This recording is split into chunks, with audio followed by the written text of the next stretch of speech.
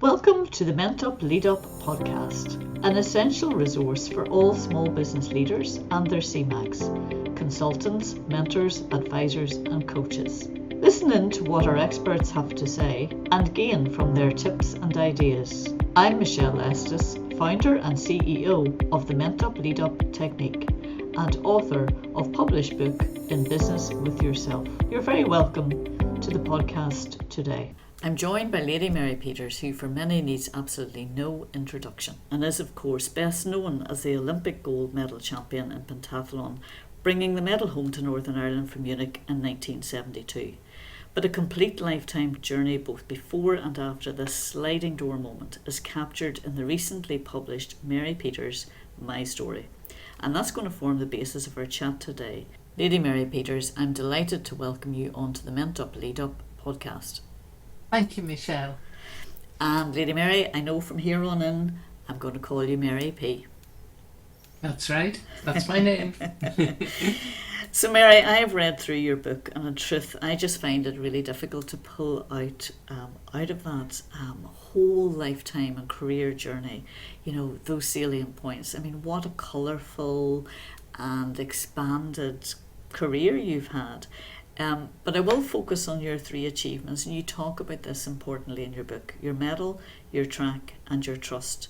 And since we're all about business leaders and those that coach and mentor them, I'm going to focus a little bit on what specific aspects are there that we can learn in the business world from you in that world of sport. You talk in the beginning in your book about the fact that you had really no athletic genes in your family, but you noticed that you clearly had certain traits that were common to successful athletes. And I sort of emphasise that word successful because you didn't just look at athletics, you looked at those that were successful. And you mentioned the idea of exhibitionism and greater determination, especially when there was a prize involved. So how do you think having those traits and recognising them in yourself started your road to that successful journey? I think that being brought up in a loving home with a mum who idolised her children, I had an older brother who was my inspiration because everything he tried to do, I tried to do better. And a father who had sacrificed a lot in his youth to raise money that he could be the leading violinist in the Liverpool Philharmonic Orchestra. And he used to practice 8 hours a day. He was also a scratch golfer. So he had achieved by dedication and determination. And I just didn't want to let either my mum or dad down. And I was average at school and wanted to be a domestic science teacher, whereas my parents and my teachers felt I should be a PE teacher because of my interest in sport. But I fought the way through and went and trained as a domestic science teacher. But my mum died when I was 16 and my dad married within 6 months and went to live in England. So I've been in Northern Ireland since I was 18 on my own because my brother emigrated to Australia. And so I had to find my own way in life and make my own decisions. And I listened to the people around me and learnt from them. And it's been a very happy, successful life. It's not always easy to turn that negative, hugely negative and difficult, I'm sure, experience in your life and turn that into something that gives you determination and positivity. And that's not always an easy thing to do, but clearly you made it work for you. And the interesting thing I also think about in terms of reading about your journey, one thing that really struck me was you weren't scared to take a risk. You were happy enough to, at times, take that risk and push the boundaries. It's true, but in the early days when I was doing sport at school, my parents and my principal of the school were very keen to support me, even though I wasn't really that good. I was better than most. And Dad gave me a ton of sand for my 16th birthday to build a high jump and long jump pit in the field behind the house. And for my 17th birthday, I got a load of cement so that he could build a shot put circle, because my coach had asked me to do a pentathlon. And at school, we only ran the 100 yards and the 220 and did the high jump and long jump. So as in business, sometimes you have to learn new skills. So I had to learn to put the shot and to become a hurdler. So Dad made me some hurdles out of bamboo canes and bits of wood. And I started putting the shot for Northern Ireland and breaking the Northern Ireland record very soon after starting to do it, because I was strong, because I had an older brother and we challenged each other. And each time I broke the Northern Ireland record, it was disallowed because the shot weighed a little bit too light. It should be 4 kilos. So Dad went to the local foundry and got me a proper shot that weighed exactly 4 kilos. And I was able to do the shot put well. And very soon I was selected for Great Britain as a shot putter. Now, at that time, I weighed about 11.5 stone, and most people who do that event are in the 15 to 17 stone weight. So I was a bit unusual in that I had speed and strength, but not power.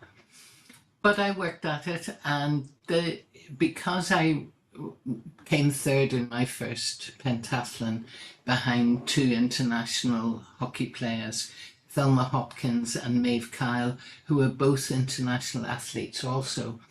And Thelma Hopkins was a world record holder in the high jump, and Maeve Kyle was a very fast sprinter and represented Ireland for the first time as a woman in the 1960 Olympics in Rome.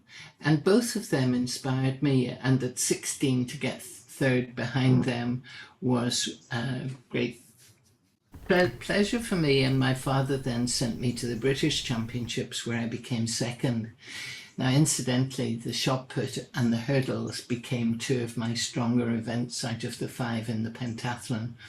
And so sometimes in business, you're frightened of taking that step forward to getting a higher role in the business. But if you don't try it, you'll never know. One of the things, because our heads are down so often firefighting the day to day, that we're not actually looking up to see who or what is around us. And again, I think that's something that really struck me about your journey that relates to where we're at, was the fact that Mary P, I think you seem to look for people to help you on your journey. You seem to be able to recognise, you'd sort of look over there and you could see someone that could potentially help you. And I mean, I'm thinking, even about Buster McShane and that whole idea of strength training that was completely new and innovative in your industry, for want of a better way of putting it. But you were able to sort of lift your head and say, actually, I think I might need to do that, so I'm going to go and look for that. And I think sometimes we wait for people to come through our door, whereas from what I get the sense of you as being fairly proactive in recognising you needed support and you looked out to see what was there. Well, is that a fair comment? Absolutely. And the joy was that I was sharing it with some other girls, that it was quite innovative to have women using heavy weights to develop their skills. And I had a javelin thrower and another girl who was keen on javelin and shot, who were willing to go with me to the training sessions. And we had a lot of fun. We enjoyed it. And Buster was such a character, and he was always telling us jokes, that it was a social evening as well as training for our to help our sports develop. Mm-hmm. And yeah, there had to be some fun in it. You talk about needing to enjoy what you do. And yes, I mean, it's the same in business. You need to have a certain passion, I think, for what it is you're doing. because otherwise it's difficult to continually have the discipline to get up in the morning and go through that process and try and better what you do. And you have fun and friendship, Mary P. I do, that's true. But you know, in life, a lot of the difficulties you come across in business are lack of communication.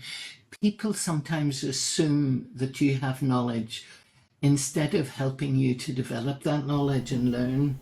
And two of the most important words in my dictionary are please and thank you. And if you say that to people often enough, they're grateful and they will try harder for you and make a big difference. I appreciate every support that I have had on my journey. And, you know, sometimes you have to ask, what is your opinion? So that you don't make big mistakes, but that you learn from other people's experience. Totally. And also the need to ask those opinions from a variety of people. It's not just the people who'll maybe say what you want to hear. And we're a small place, and so to grow and develop, sometimes we have to get out of this space, either in terms of our knowledge or in terms of our customers or whatever it happens to be. And one of the things, again, that you seem to really capture was this ability to, for whatever reason, fall into your fellow countrymen across the world or link in with them in some way with those tentacles. Do you think that linking in with our diaspora across the world was important for you in your journey? And what the help that maybe because they were either directly from here or had ancestors from here, do you think that was important? I think that Northern Ireland people are very special and they're very generous to their sporting heroes. And I've had great contacts throughout the world because of coming from this wee part of the world. And I think that they can help you in your development if you reach out to them. We're so lucky to have adopted you as our daughter all those years ago when you moved to Ballymena. I just think, I mean, Northern Ireland has just, as a brand, if you want to call it that, you know, we've so benefited from all of the work that you've done on that world stage and tapping in. And you talk in your book a little bit about when you appeared on the BBC Two Voices for Sports programme and how that sort of helped as a catalyst to start the whole fundraising journey for you. And then sort of your Daily Mail readers, the people that sort of came in on the back of that at that time and helped. I mean, to me, that sort of read to me a little bit like there was luck in here. There was some luck involved in your journey. And, you know, I'm often a believer in that too in business and talk to business owners, you know, it's just, and actually talking to the next generation a little bit, sometimes you just need that bit of luck. Do you think that it played a part in your journey? Oh, there's no doubt about that. Ian Woolridge, who was the sports writer for the Daily Mail, who won the Sports Journalist of the Year on many occasions, and I met him at that event that you mentioned, and he wrote my first autobiography. And being a journalist, he was able to look into my life in a different way. And he gave me opportunities of meeting other people that were helpful. And, you know, to build a track for the people of Northern Ireland was my vision after I won my medal, because I hadn't had a facility to train on.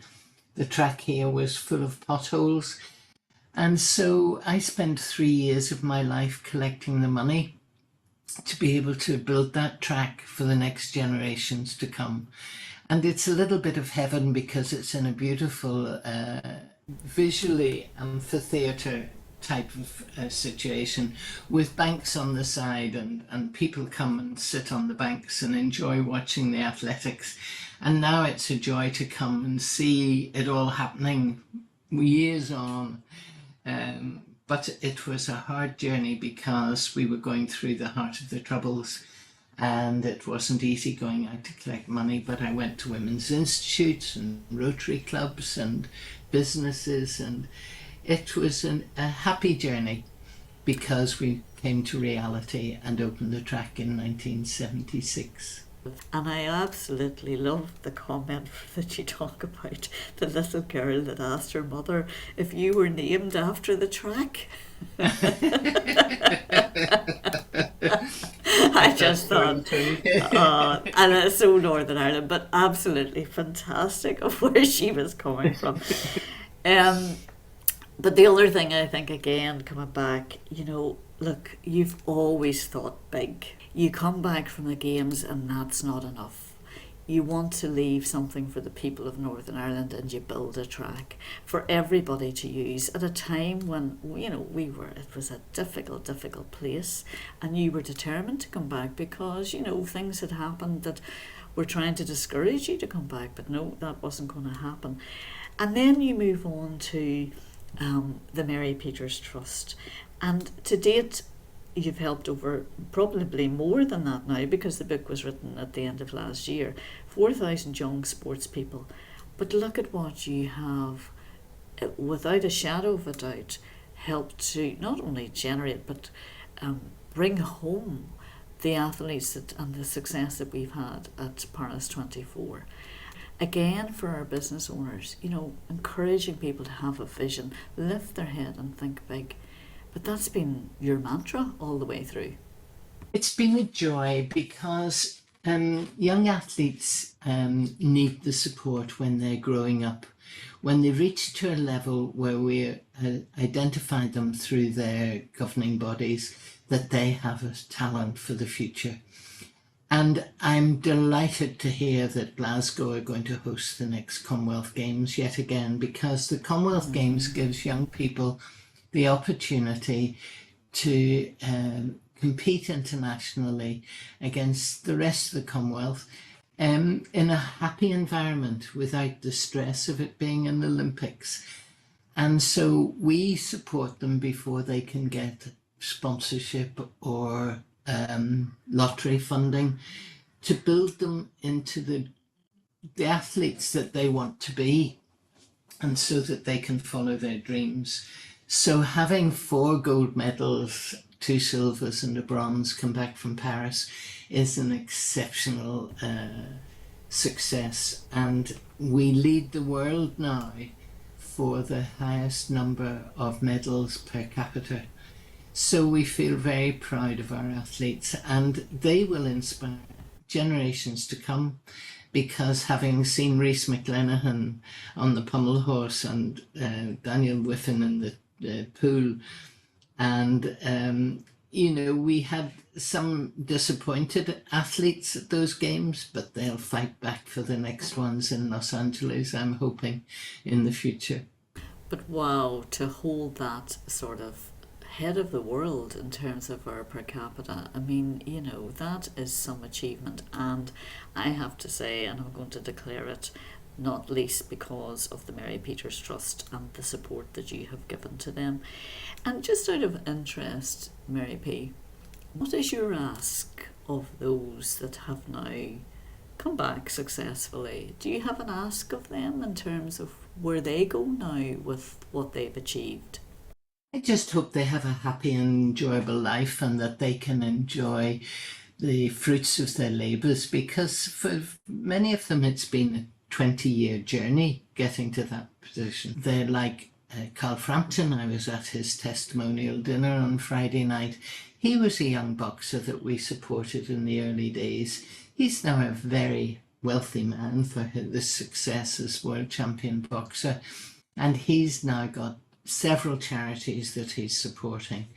Now, I don't feel it's right that we should be having to do the supporting. I think that the government should be giving us more support to help these athletes achieve their dreams. But while that's not there, we will exist to encourage and support every young athlete that we can with the money that we're able to provide. We can only give out money if we can get it in, so we rely on our sponsors and our events, fundraising events, that we have regularly, to make sure that there's income as well as being able to support them. I definitely think you use the media and the PR to work for you. And you talk about that moment with the Rolling Stones and drinking champagne in Belfast and how, you know, a lot was made of it, but you sort of very humbly, I think, Mary P, talk about, well, it was only a couple of minutes, but it was important PR. Oh, absolutely. People are intrigued to hear the characters that I've met over the years, and one of my greatest pleasures is when I represent Northern Ireland at the Order of the Garter, which I was made a lady of by Her Majesty the Queen before she passed away. And, you know, to be able to be on first name terms with members of the royal family is a joy. But I've met so many personalities over the years, and, you know, they treat me as a personality as well. I don't feel I am. I just feel I've been successful in the role that I've played in my life and been able to give something back, and that gives me joy. So if there are any businesses out there who are keen to sponsor sport, we're happy to hear from you. Mary P, thank you for such a candid insight into your whole sort of journey, and as I say, how lucky we are that you made Northern Ireland your home those few years ago. And one of the things that really comes across is your continuous referral to people, people, people and people.